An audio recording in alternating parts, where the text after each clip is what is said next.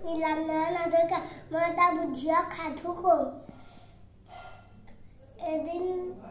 এখন ঠাইত এটা কাউৰী আছিলে কাউৰীটো এদিন মাকৰ ঘৰলৈ গৈ আছিলে মাকৰ ঘৰলৈ গৈ থাকোঁতে তাৰ বহুত পিয়া লাগিলে পিয়া লাগি কৌটো পানী নাছিলে সিবাৰলৈ চালে এটা কলম দেখিলে মানুহৰ ঘৰ তেতিয়া কলমটোৰ পৰা পানী খাব পাই বুলি চালে নোৱাৰিলে শিলগুটি কেইটামান দেখিলে তলতে মাটিতে পৰি আছিল গৈ গৈ আনি অপলে পানীবোৰ উঠি আহিলে তাৰপিছত চৰাইটোৱে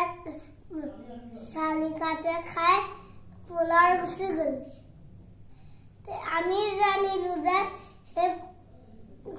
শালিকাটো কিমান বুদ্ধিয়ক শালিকা নোৱাৰিলে বুদ্ধি কৰি দিলে